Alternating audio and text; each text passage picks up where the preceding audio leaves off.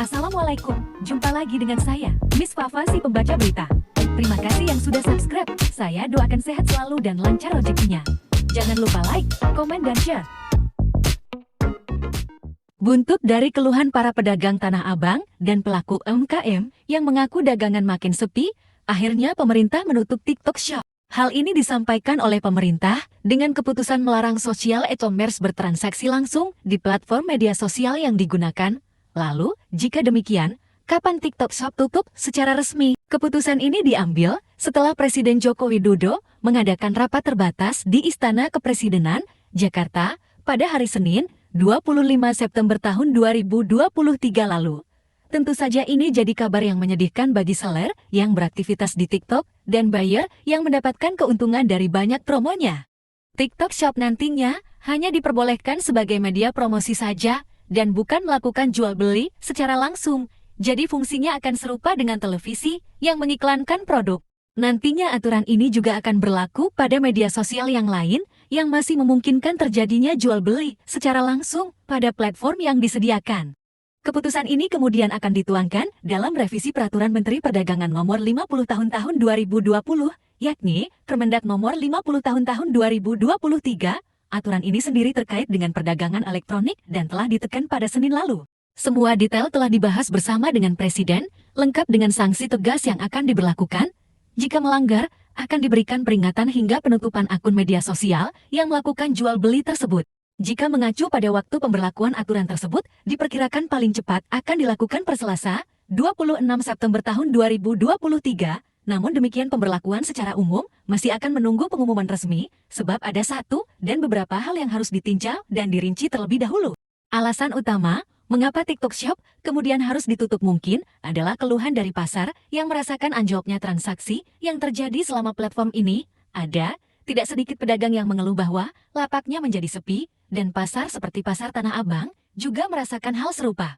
Selain itu, secara regulasi, TikTok juga sebenarnya hanya mengantongi izin operasi sebagai media sosial saja, bukan platform untuk berjualan. Jadi izin yang dimilikinya tidak memungkinkan TikTok untuk melakukan transaksi di dalam aplikasi. Lalu bagaimana tanggapan masyarakat dengan ditutupnya TikTok Shop? Tentu saja ada yang pro dan kontra dengan ditutupnya TikTok Shop. Sebenarnya bukan ditutup, tapi nantinya akan dipisah antara TikTok dan TikTok Shop. Ada yang pro, mereka mendukung keputusan pemerintah dengan ditutupnya TikTok Shop dengan harapan UMKM dan toko-toko offline bisa kembali ramai. Sedangkan yang kontra, berkomentar dengan ditutupnya TikTok Shop justru akan merugikan UMKM yang sudah beradaptasi dengan kemajuan zaman dan ikut berjualan di TikTok Shop. Karena sudah banyak orang yang tadinya pengangguran jadi bisa mendapatkan penghasilan karena adanya TikTok Shop. Kita memang tidak bisa menghindari kemajuan teknologi ya.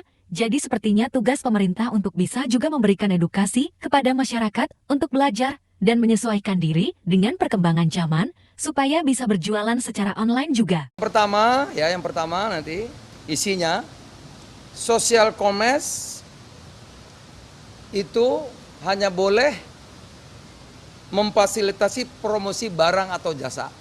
Promosi barang jasa. Tidak boleh transaksi langsung, bayar langsung, nggak boleh lagi. Dia hanya boleh untuk promosi. Seperti TV ya. TV kan iklan boleh kan? Tapi TV kan jualan. Nggak bisa jualan. Nggak bisa terima uang kan? Nggak bisa. Jadi dia semacam platform digital gitu. Jadi tugasnya mempromosikan. Yang kedua, tidak ada sosial media dan ini nggak ada kaitannya. Jadi dia harus dipisah. Nah, sehingga tidak algoritmanya itu ya tidak semua dikuasai, dan ini mencegah penggunaan data pribadi untuk kepentingan bisnis gitu. Itu yang satu dan dua. Nah, kemudian kita juga nanti diatur yang boleh langsung produk-produk yang dari luar nih kita sebut dulu negative list, sekarang kita sebut positive list. Yang boleh-boleh. Ya, kalau dulu negative list itu semua boleh kecuali.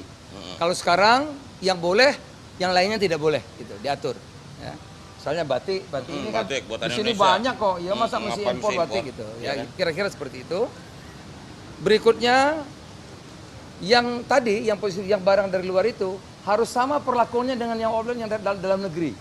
Ya kalau makanan ada sertifikat halal. Kalau beauty itu ya, beauty itu harus ada POM-nya gitu, ya kan? Kalau nggak nanti yang jamin siapa? Harus ada izin POM, ada izin POM-nya. Kemudian kalau dia elektronik ada standarnya bahwa ini betul barangnya gitu. Jadi perlakuan sama dengan yang ada di dalam negeri atau offline ya. Kemudian yang ketiga nggak boleh bertindak sebagai produsen. Yang terakhir transaksi kalau impor kita satu transaksi $100 minimal. Kira-kira itu teman-teman. Sudah diputuskan hari ini mungkin sore sudah saya tandatangani revisi Permendak 50 2020 menjadi Permendak berapa nanti tahun 2023 ya. Kalau ada yang melanggar seminggu ini tentu ada surat saya ke ke Kominfo untuk memperingatkan. Habis peringatan apa lagi tuh? Tutup. Oh, tutup. Saya kira demikian. Terima kasih sudah bersedia mendengarkan saya Miss Fafa. Sampai jumpa lagi di berita heboh lainnya. Wassalamualaikum warahmatullahi wabarakatuh.